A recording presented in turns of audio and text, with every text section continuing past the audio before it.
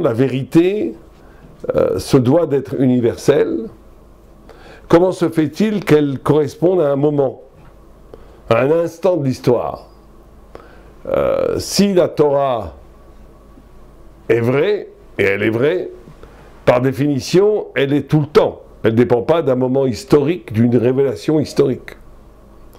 Et ça, c'est un des grands problèmes que les sages Rishonim ont demandé. Est-ce que cet événement fabuleux qui est l'apparition de Dieu sur terre, au peuple d'Israël dans le Sinaï, dans le désert, est-ce que quelque part ne contredit pas l'idée absolue de la vérité? Dans la mesure que si la vérité est absolue, elle est en soi, elle ne dépend pas d'un événement en plus qui est limité à une certaine partie de la population mondiale, au peuple juif. Est-ce qu'on n'entre pas ici dans quelque chose de sectaire, lié à un moment historique? Est-ce qu'il n'y a pas une négation à ce niveau-là de la vérité universelle et éternelle?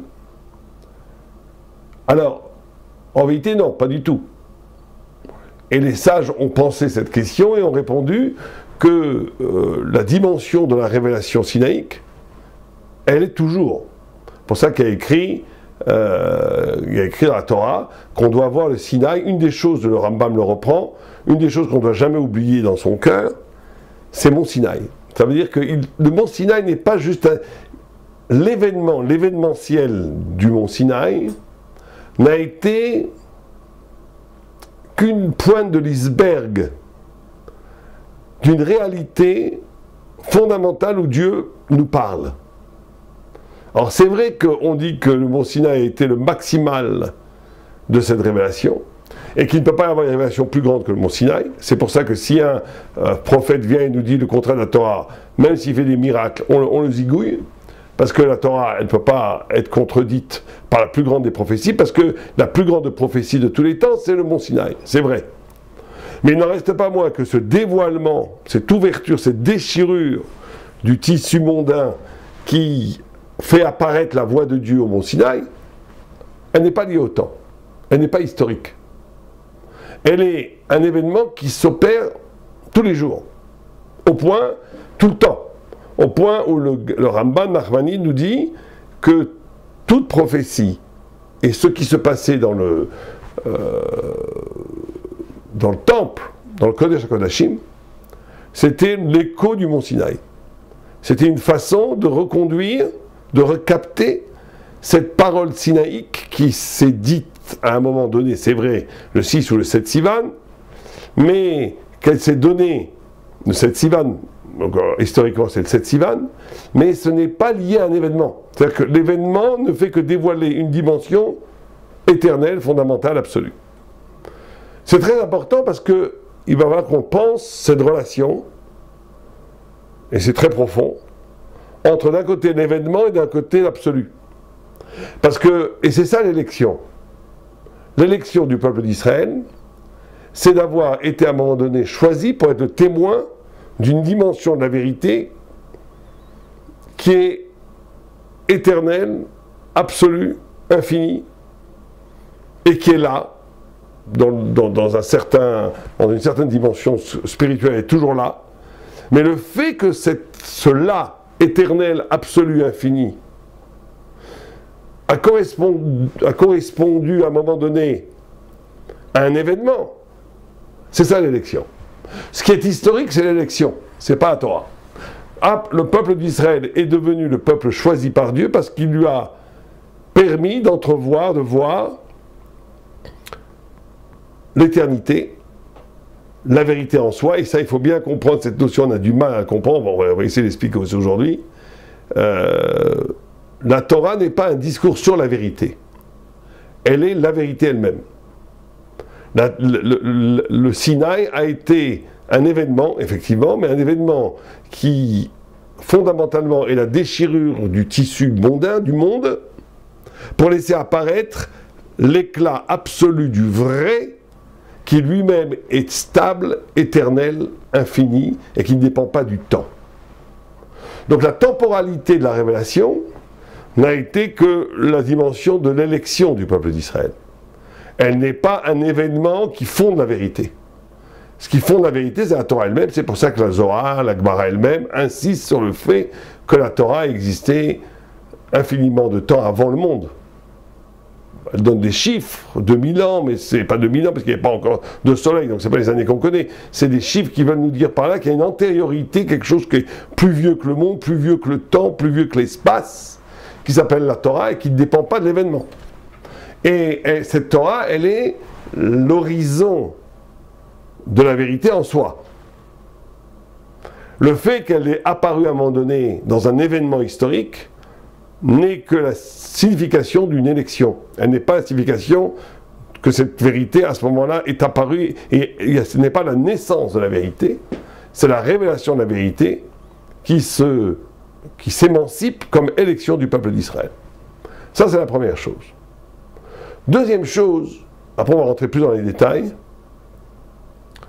c'est le rapport entre Dieu infini et la finitude. En d'autres, on a dit les choses très clairement. Une des choses les plus extraordinaires que la Torah demande au peuple juif, c'est d'aimer Dieu.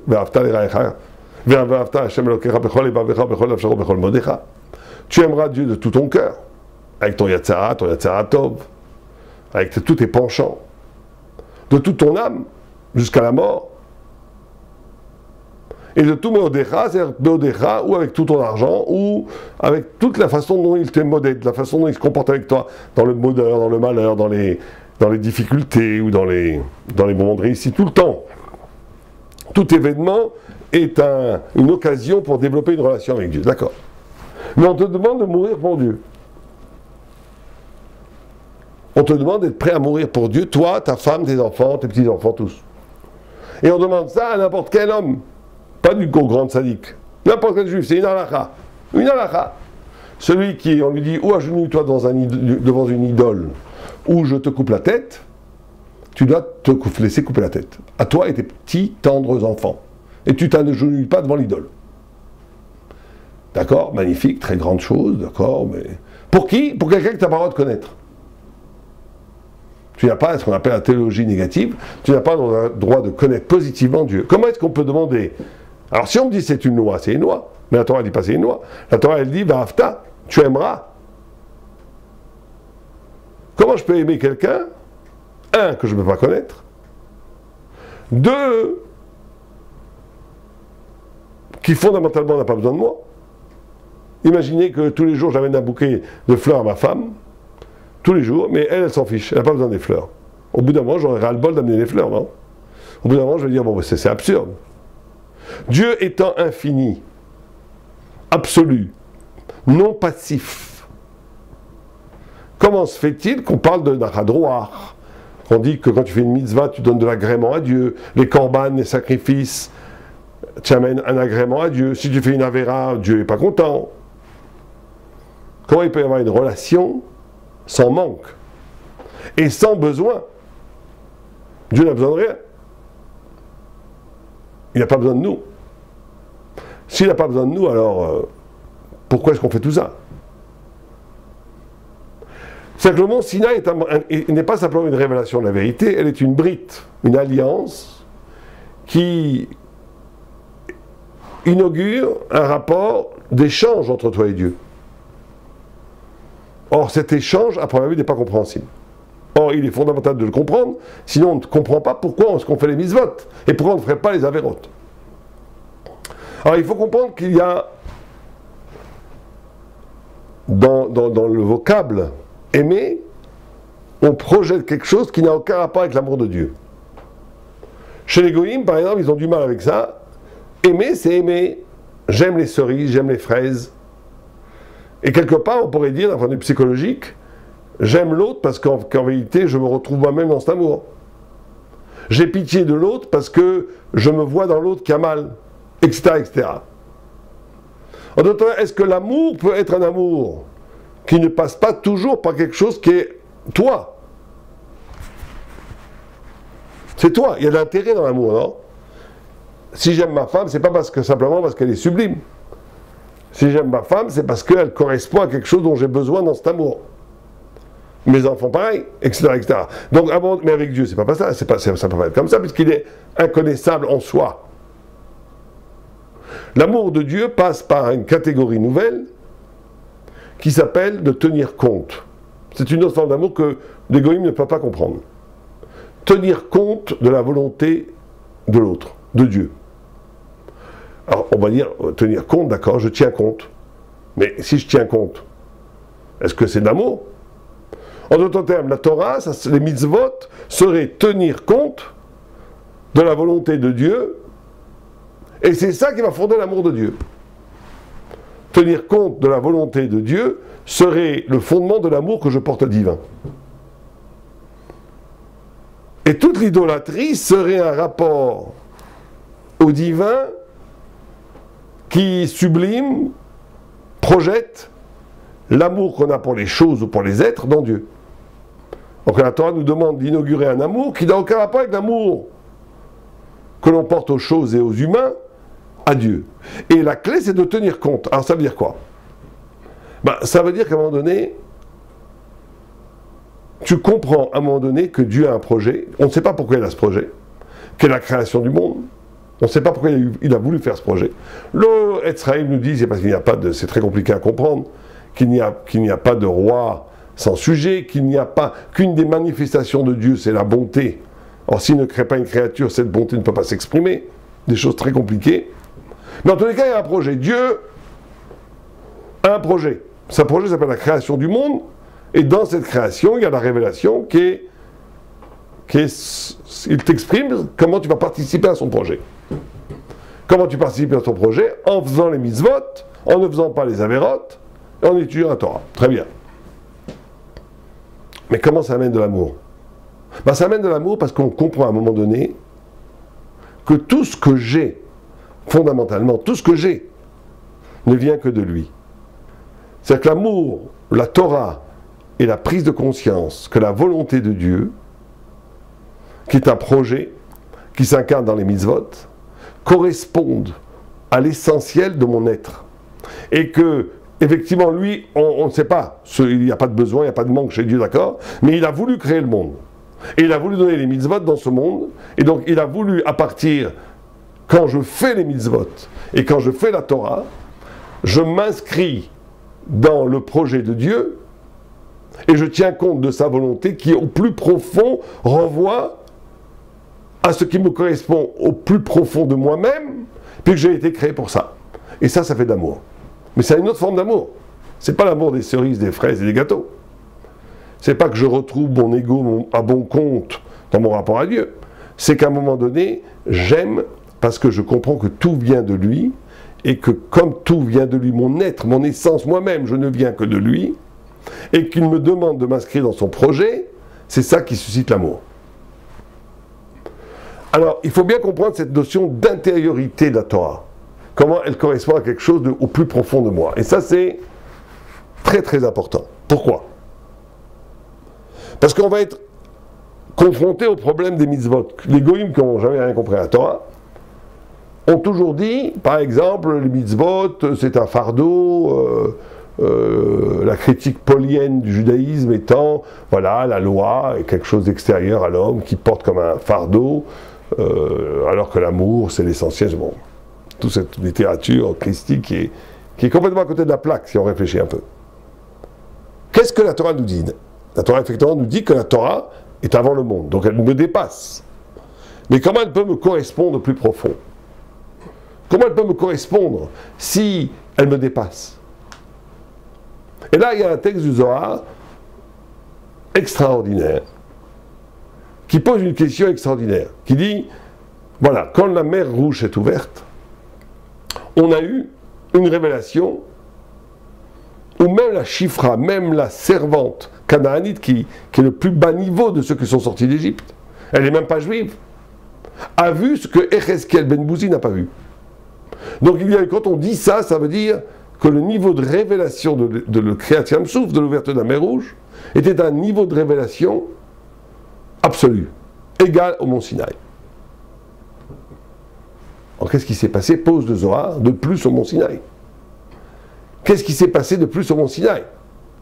Et le Zohar répond, au Zohar répond, au mont Sinaï, il s'est passé un événement fondamental qui s'appelle Pascha Zahama, la fin de la mort, du poison mortel qui a été administré à l'homme quand il a fait la faute de Adam et de Ève, avec le Nachash. Quand il y a eu cette faute du Nachash, du serpent, la mort est rentrée dans le sang de l'humanité et la mort est venue. Avant, on était immortel. On n'a pas le temps maintenant de parler, mais une des façons du tzaddik de vivre, c'est qu'il vit comme un immortel. C'est une définition peut-être la plus juste, du tzaddik. C'est qu'il vit comme un immortel. Il ne vit pas déterminé par le temps et l'espace qui l'entoure, il prend des décisions parce qu'il dit qu'est-ce que ce que je fais maintenant a un sens dans 1000 ans, 2000 ans. Est-ce que ce que je fais maintenant a un sens face à l'aune de l'éternité? Il ne limite pas son engagement à des considérations circonstancielles. Il vit comme un immortel. L'homme fondamentalement est immortel. On a beaucoup de mal à comprendre ça. Mais l'homme fondamentalement est immortel. Il perd son immortalité à cause de la faute, mais il est immortel. D'accord. Alors, mais à première vue, il y a une faute logique.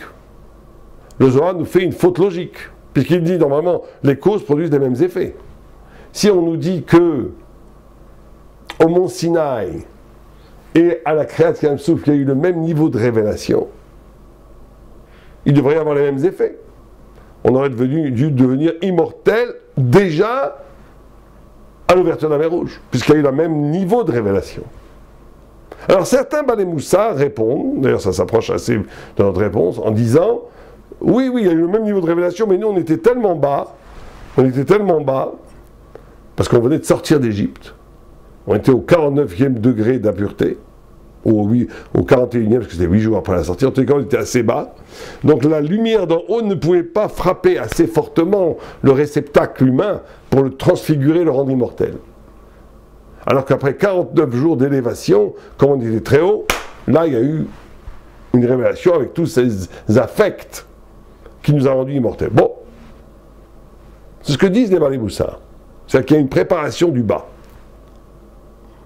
Mais le Maharal de Prague va beaucoup plus loin. Il dit une chose comme ça, il dit que si on se demande quel est l'événement majeur qui s'est passé au mont Sinaï, c'est le fait que il y a un passouk extraordinaire qui dit « Vekol ha'am ro'im et hakolot » tout le peuple, au pluriel, voyez les voix.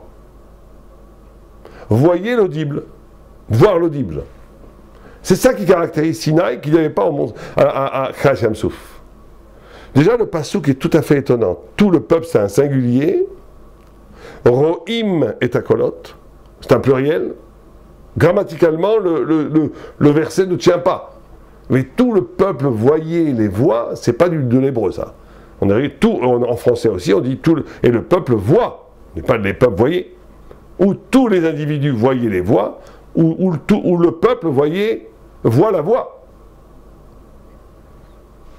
On dit de là qu'il s'est passé quelque chose où une sorte de confusion, qui n'en est pas une sorte de dépassement du singulier, du collectif, de l'auditif, du visible, et la Mechilta nous dit, et du visible en auditif. C'est-à-dire, non seulement ils voyaient visuellement le sonore, l'audible, mais ils entendaient le visible. Le mont Sinaï, c'est cette capacité de voir la symphonie et de traduire en symphonie un paysage. C'est ça le mont Sinaï. Et c'est ça qui nous rend immortels. Ce qui nous rend immortels, ce qui fait la différence entre Kriyat Yam Souf, l'ouverture de la mer Rouge et mont Sinaï, c'est cette capacité de dépasser les sens. Pourquoi? En quoi c'est si important? Et là, on arrive au secret même du don de la Torah. Le même Maharal apporte une Gemara dans Chulin, dans Tzadik Tet, Tzadik Vav, qui pose une question, comme très souvent dans le Talmud, des questions qu'on les anodines, mais qui sont fondamentales, qui pose la question des lois de Mendel, en disant comment se fait-il que dans la généalogie, dans l'hérédité, un aveugle ne produit pas forcément, n'engendre pas forcément un aveugle. Un sourd n'engendre pas forcément un sourd, etc., etc. Pourquoi? Et la Gemara nous dit une chose extraordinaire, elle dit, mais Balbel Zera, il y a, au niveau du pouvoir de donner la vie, au niveau de la graine, de la semence première, au niveau de l'embryon, au début, il n'y a pas de différence entre tous les organes. C'est la même cellule qui va, en se développant, fabriquer toutes sortes d'organes, toutes sortes de membres dans le corps humain. Ça veut dire que le Zohar, enfin la Gemara, nous dit une vérité scientifique qui a été découverte par l'embryologie il y a très peu de temps. Ce qu'on appelle les cellules souches, qu'on appelle les théim en hébreu, ça veut dire que les premières cellules, elles sont indifférenciées. Elles sont la vie. Or, la vie, quand elle est la vie, elle n'a pas encore de catégorie. Elle est le pouvoir de donner la vie. Et cette vie possède en potentiel tout. La vue, l'odorat, le toucher. Les mêmes cellules vont fabriquer des dents, la peau, la barbe, le cerveau, l'estomac, tout. Tout. Qui est extraordinaire. Alors, ce n'est pas forcément un miracle, on ne sait pas comment ça marche aujourd'hui, on va peut-être le trouver dans 20, 30, 40 ans, mais on sait que c'est comme ça que ça se passe. Alors, qu'est-ce que le Maharal veut dire par là? Il veut dire une chose très simple. Il veut dire qu'il y a une capacité pour un homme de transfigurer l'existence. C'est-à-dire que nous, quand nous existons de façon normale, notre existence passe par le filtre d'une façon d'exister où j'entends ce qui est audible, et je vois ce qui est visible, et je touche ce qui peut toucher, et je sens ce qui est les molécules de l'odeur, olfactiles. C'est comme ça que je vis. Mais il faut savoir que cette façon de vivre, qui est normale, elle est seconde.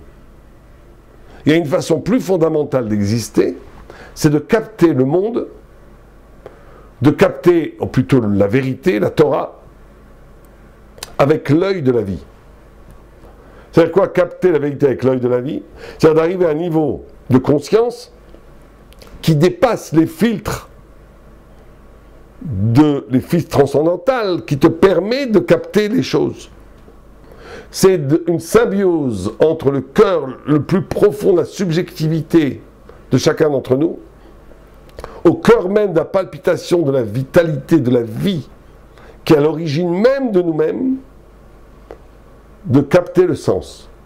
Or, c'est ça qui s'est passé au Mont Sinaï, et c'est ça qui nous a rendus immortels. Dans l'ouverture de la mer Rouge, il y a eu le même niveau de révélation. Du niveau de Dieu vers nous, il y avait le même niveau de révélation. Simplement, on a vu ça comme un immense spectacle, magnifique. Dieu parle, on a vu des éclairs, on a vu tout ce que vous voulez, un grand spectacle, d'accord. Mais l'expérience de la révélation est restée comme une expérience mondaine, comme une expérience, comme je vois un orage, comme j'entends une symphonie, comme je vois un paysage. Je suis resté, moi, avec mes catégories de perception ici, et Dieu au ciel. Il y a eu un échange, mais un échange qui passait par les filtres des perceptions habituelles.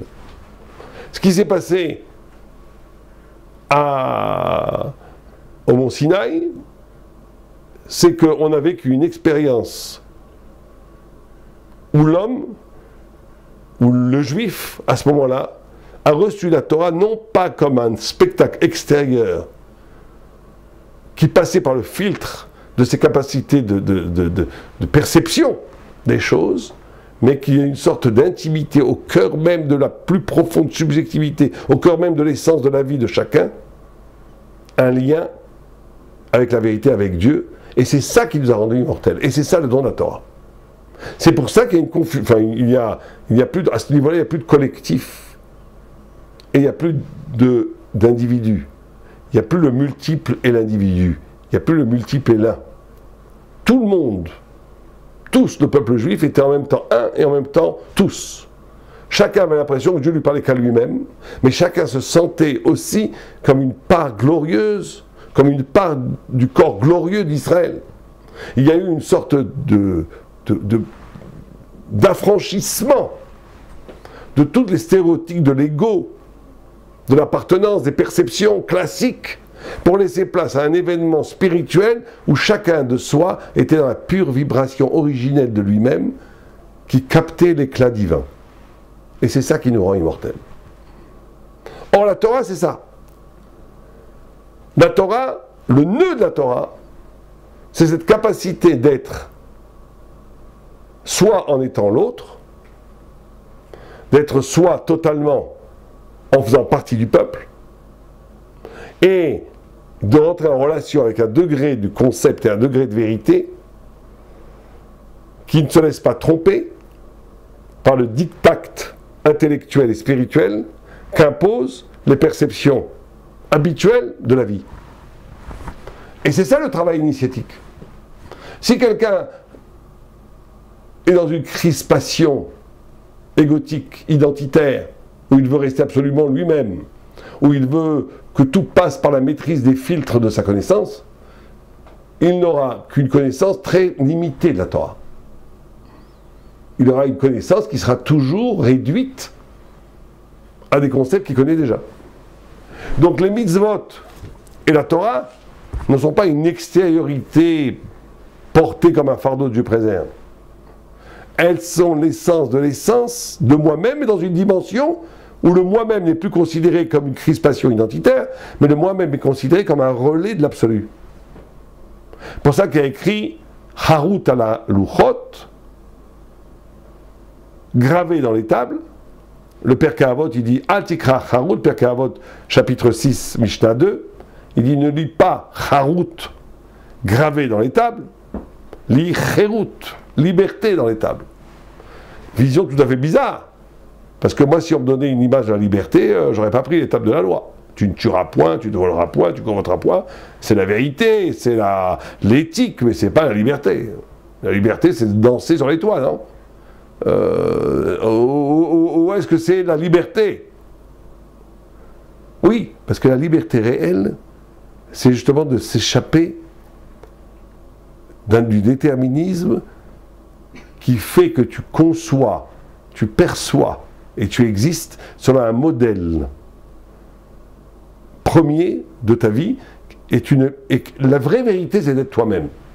Or, ce toi-même absolu n'existe que quand il rentre en liaison avec quelque chose d'infiniment plus grand que toi-même, mais qui est toi-même. Amé Binyamin. Ça veut dire que si quelqu'un n'est qu'avec lui-même, alors c'est triste. C'est très triste. L'homme, la tristesse, c'est d'être cerné par sa propre finitude. Si quelqu'un s'ouvre au divin, mais que ce divin ne transfigure pas lui-même, bah, il porte effectivement les mitzvot. Akbar elle-même, elle l'a dit bien avant Paul, Chamor de Sesfarim. La Torah, elle nous dit, il y a des gens très religieux qui sont des ânes qui portent des livres. Ça veut dire que ça n'a aucun rapport avec eux, ils font par la peur de l'enfer, ou bien même par amour pour Dieu, enfin, ils sont très bien, mais c'est pas une vie. La vie, c'est cette capacité, justement, à un moment donné, de rencontrer une dimension de la vérité infinie, éternelle, qui me dépasse totalement, mais de la faire résonner avec l'énigme et l'intrigue de ma vie. À ce moment-là, c'est grand. À ce moment-là, c'est Torah. À ce moment-là, tu es toi. C'est toi. Mais toi dans une dimension qui a échappé à l'ego, qui a échappé à la façon rustique, première, primitive, d'avoir une relation avec soi-même. Tu es dans l'élection. C'est ça l'élection. Tu es dans l'élection parce que tu es choisi pour être le lieu de la résonance de la vérité universelle. Mais ça demande un dessaisissement absolu des crispations, des peurs,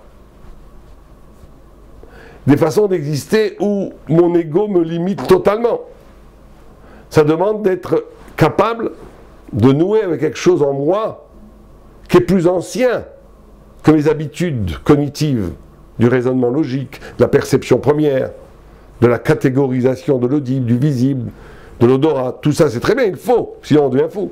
Mais il faut savoir que c'est le premier élément d'existence. Il y a une deuxième façon d'exister où je suis en symbiose avec l'essence de ma vie, ce qui fait qu'il y a à l'intérieur d'un plus profond, ce qui a fait que toutes ces catégories de la perception sont apparues, elles sont liées à un niveau de vitalité plus ancien que cela.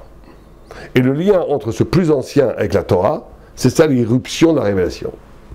Alors c'est un travail initiatique très très très difficile, mais c'est celui qui permet à l'homme d'atteindre la grandeur de la prophétie, la grandeur de la vérité thoraïque, la grandeur d'une relation avec Dieu, la grandeur de l'amour avec Dieu.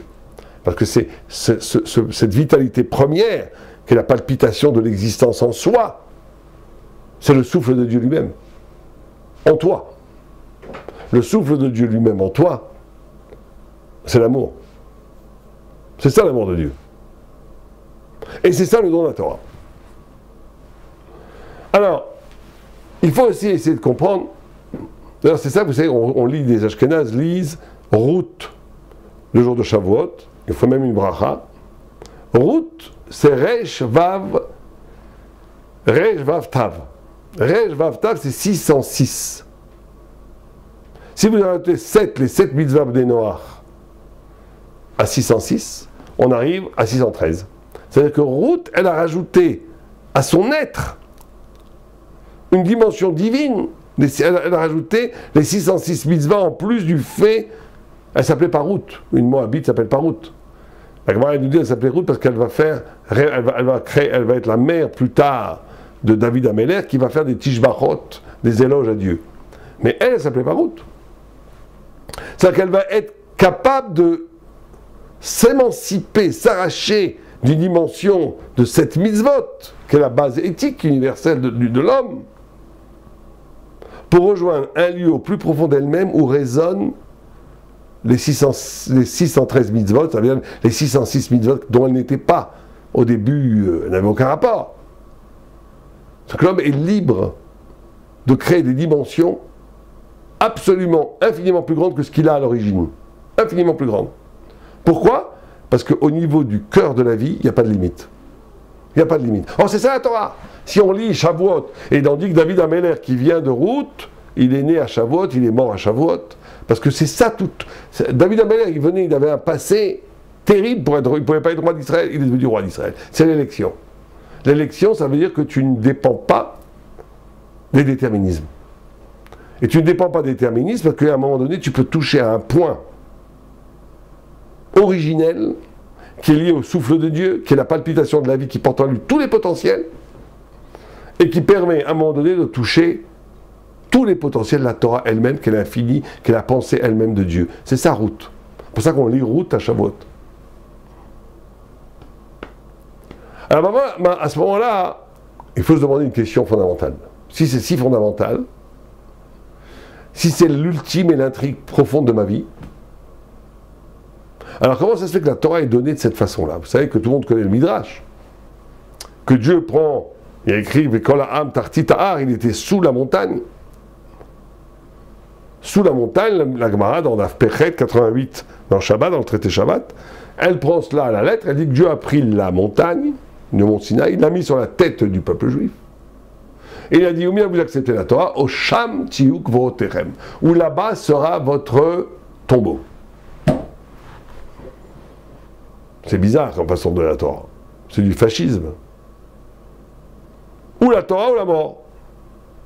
La question est d'autant plus forte qu'ils avaient déjà dit avant Naaseh Venishma. Le 2 Sivan, donc 4 jours ou 5 jours avant, ils ont déjà dit Naaseh Venishma. Donc ils ont accepté la Torah. Pourquoi tu forces quelqu'un qui a accepté la Torah? Pourquoi Dieu force le peuple juif à accepter la Torah alors qu'ils ont déjà accepté la Torah? C'est comme si j'allais chez le notaire pour acheter une maison, je viens, le vendeur il vient, il sort le pistolet, il dit où t'achètes ta maison, je te tue. Il faut lui dire monsieur, je suis venu pour signer moi, pourquoi vous faites ça? Pourquoi Dieu force-t-il à ce point-là, dans une menace de mort, le don de la Torah? Alors il y a beaucoup de réponses à cette question. On va d'abord dans les autres réponses, après on va dans la réponse qui correspond à notre introduction.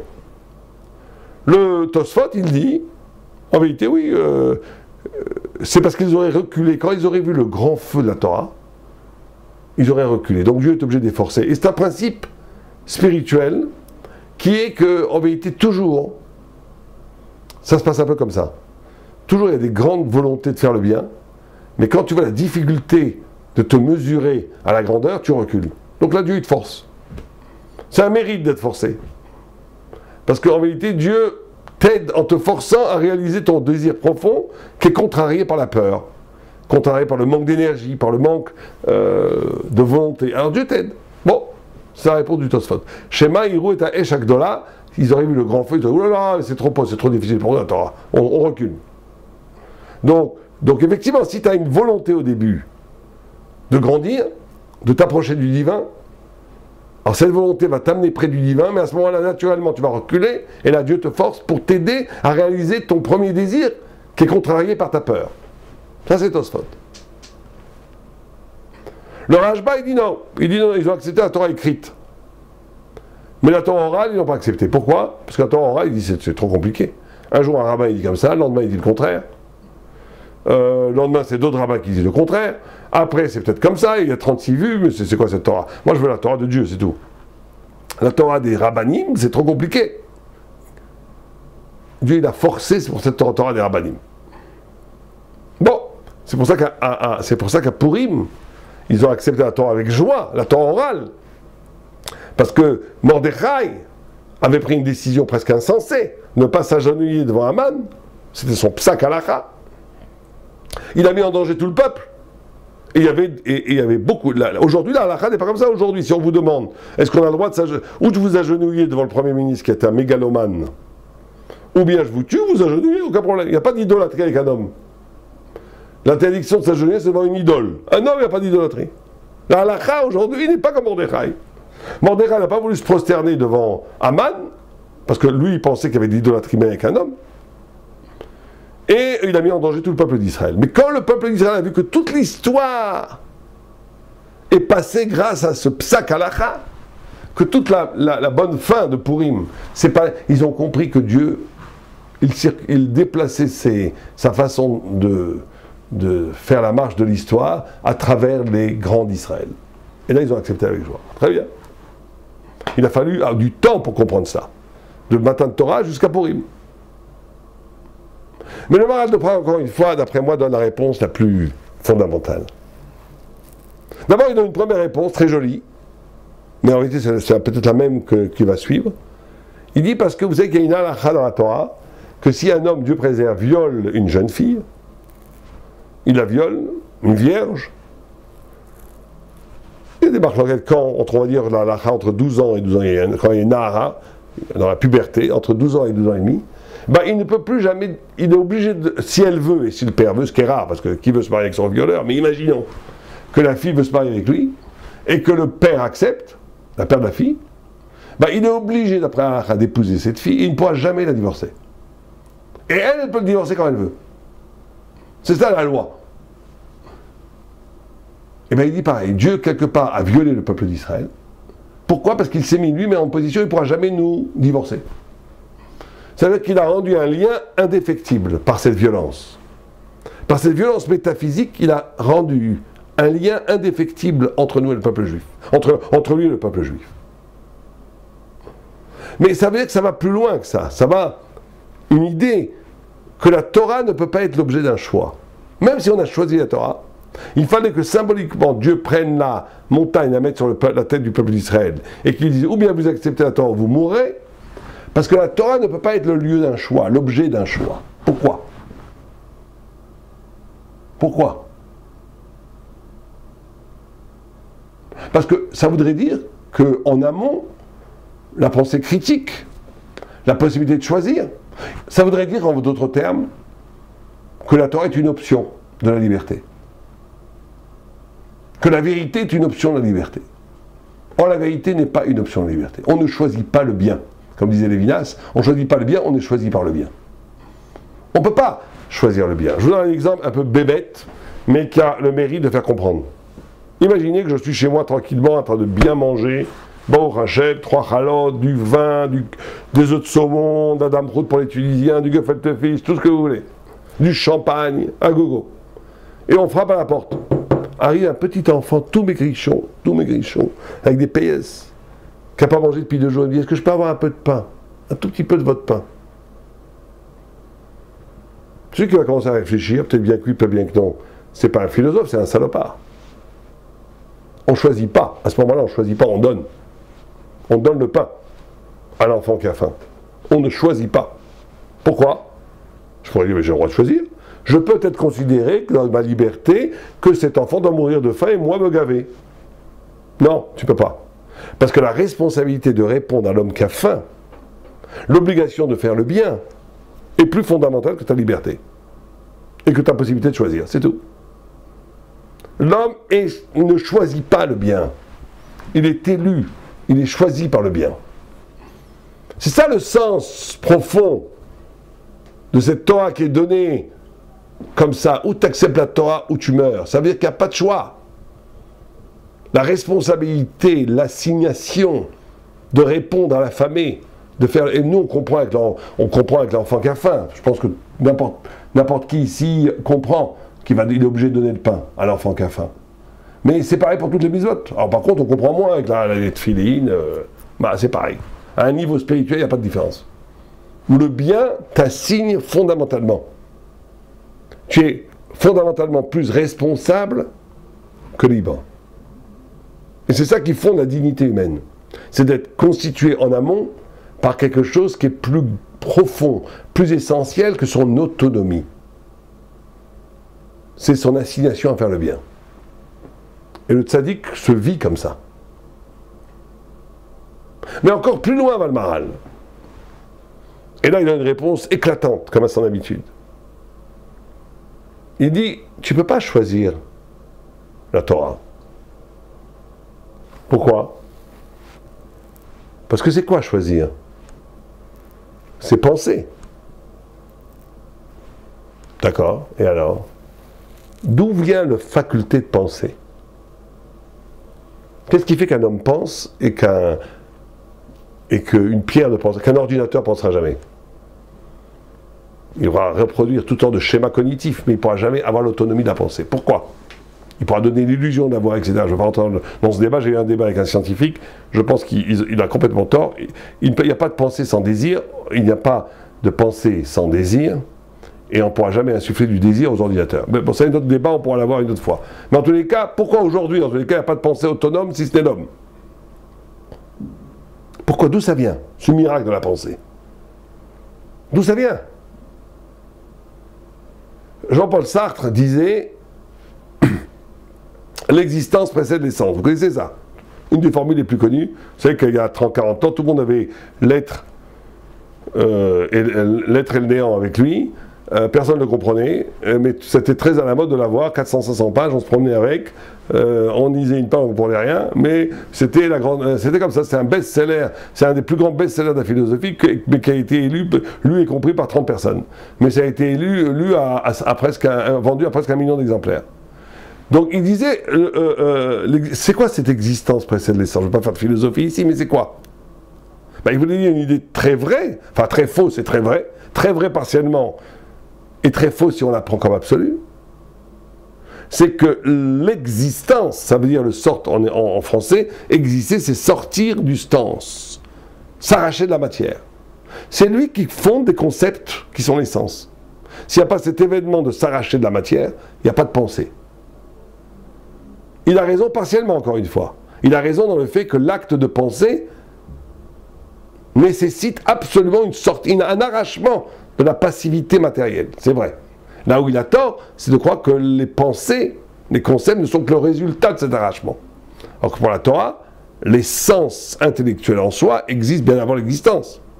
Mais la question qu'il faut poser à Jean-Paul Sartre et aux autres, c'est comment ça se fait que l'homme existe? Comment se fait-il que l'homme s'arrache de la matière? Et pourquoi le chat ne s'arrache pas de la matière? Si penser, c'est cet acte de s'arracher du stance, de s'arracher de la matière pour arriver au concept, bah oui, d'accord, très bien, on est d'accord, mais alors pourquoi que nous? Pourquoi pas les chats, les chiens, les insectes? Pourquoi pas la table? Pourquoi pas l'ordinateur? C'est très simple. C'est parce que et ça, il ne se pose jamais la question. C'est resté un axe vide, un axe fermé, un point fermé. Pourquoi?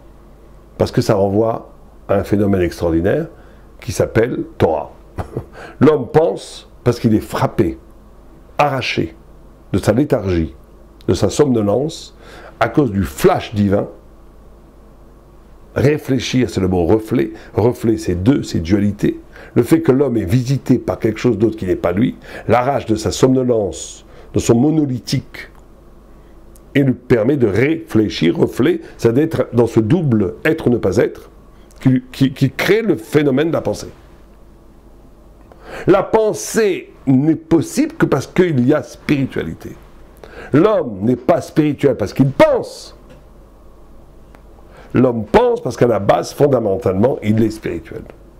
C'est la révélation qui fonde la capacité de penser. C'est pour ça que tu ne peux pas choisir la Torah. Tu ne choisis pas ta mère. Tu ne choisis pas ce qui fait que tu penses.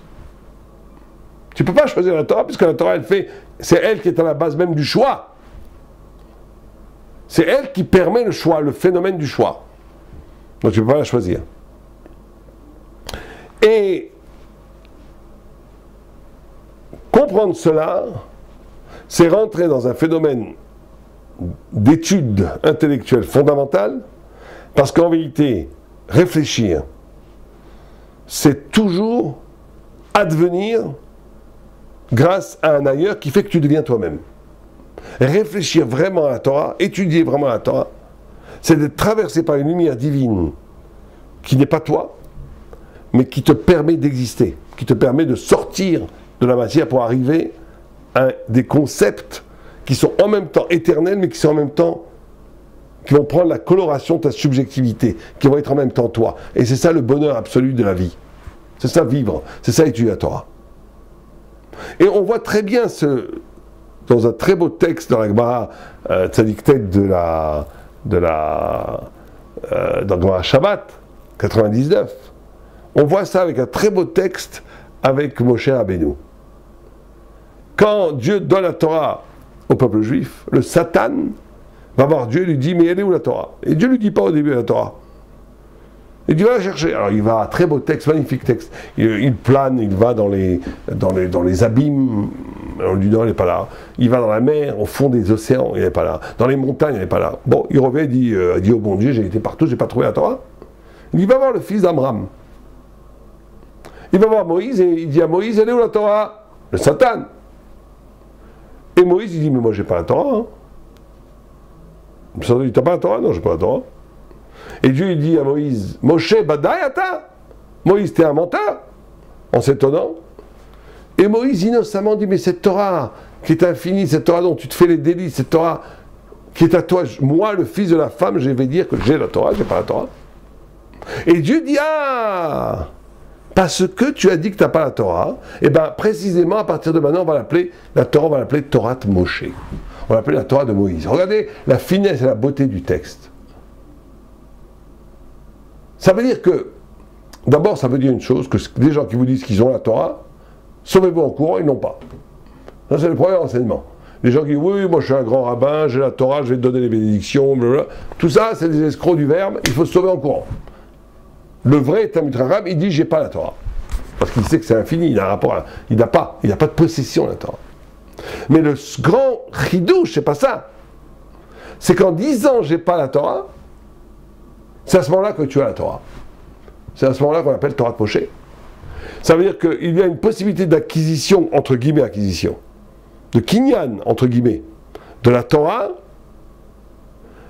quand tu as assez de respect pour l'intelligence divine, pour ne pas la réduire à des concepts de maîtrise que toi tu connais.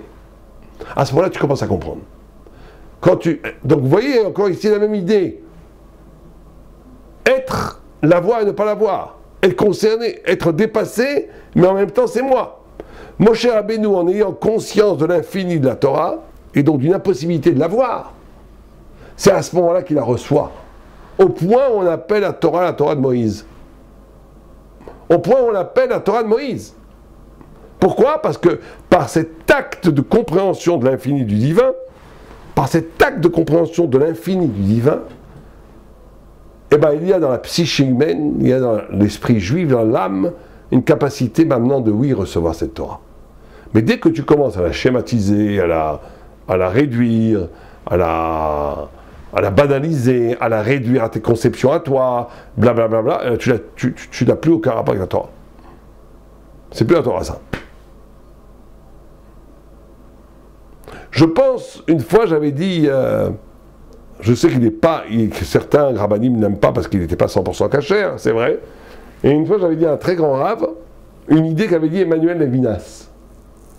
Et ce grand rave m'a dit, impossible que Levinas ait dit une chose pareille, c'est le Briskorouv qui dit ça, il lui a volé. Je lui dis non, pas du tout.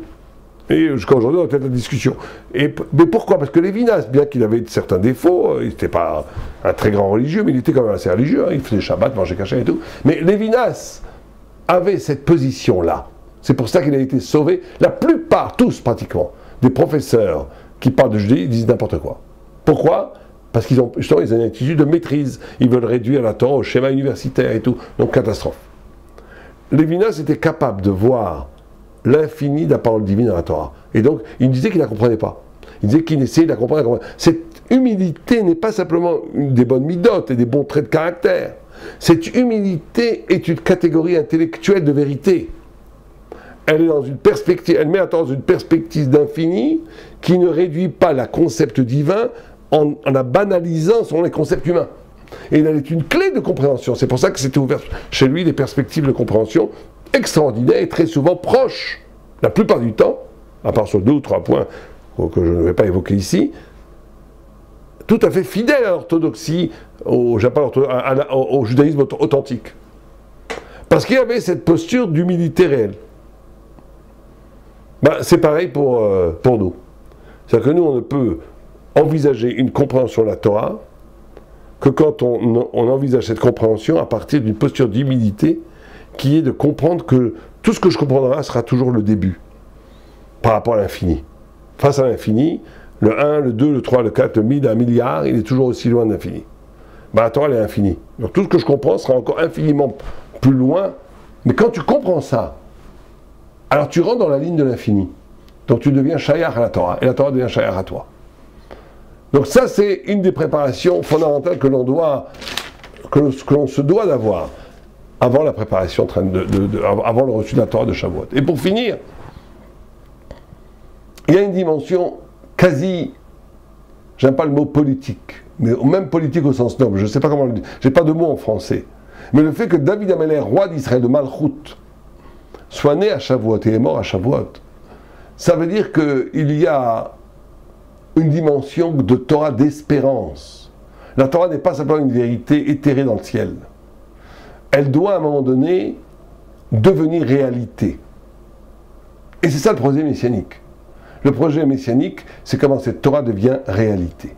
Et là, on rentre dans une des difficultés les plus fondamentales, c'est que le rapport entre la Torah et le réel, ou plutôt la possibilité d'une incarnation de cette Torah dans le réel, elle est la chose la plus dangereuse. Parce qu'elle peut donner à toutes sortes de fausses voies, qui soient... la violence métaphysique, elle ne peut être établie que par Dieu. Elle ne peut pas être établie par les hommes. On ne peut pas imposer la Torah. Il faut qu'elle devienne, qu'elle poétise la vie, qu'elle transfigure l'existence, qu'elle fasse vibrer le réel de son écho infini. Jérusalem s'appelle Sion. Sion, c'est les tsayen, c'est le signe de la signifiance. Ça veut dire que vous avez dans le monde toujours 2 attitudes anti-Torah, qui sont les hyperlucides et les hypolucides. Les hyperlucides, eux, ils réduisent le monde à ce qu'ils voient. Il n'y a plus de manifestation, il n'y a plus de signe. La chose n'est que ce qu'elle est. Les hypolucides, eux, ils renoncent à leur esprit critique, à leur pensée, pour croire. Parce qu'ils ont envie de croire. Les deux, c'est catastrophique. La Torah ne dit pas du tout ça. Elle dit, sois hyperlucide, mais que dans ton hyperlucidité, vois le signe. C'est-à-dire comment, dans le réel, se manifeste déjà le vrai. Et comment le vrai éclaire déjà le réel. Ça, c'est messianisme. Et c'est pour ça que Shavuot est lié à David Amelech, parce qu'il faut que cette Torah absolue, infinie, qui est à l'origine même de ta pouvoir de penser, qui est à l'origine même de ta liberté, qui est à l'origine même du souffle de ta vie, qui est à l'origine même de ton rapport à Dieu, ne soit pas qu'une expérience méditative, spirituelle et intellectuelle, il faut qu'elle aboutisse à une harmonie totale entre la vérité et la réalité. Et ça, c'est Shavuot, c'est l'espérance de Shavuot. Ce n'est pas que Shavuot n'est pas qu'un reçu spirituel individuel et même collectif. Elle est l'espérance pour toute l'humanité, pour tout l'univers, d'une adéquation future, en vérité qui se fait déjà maintenant par le signe, mais dont le maximal sera au temps messianique, d'une harmonie totale entre le vrai et le réel. Aleva Yalinu, chez Mashiach Tzidkenu Yarvo, Mera Bienvenu, Amen Kidiratzon.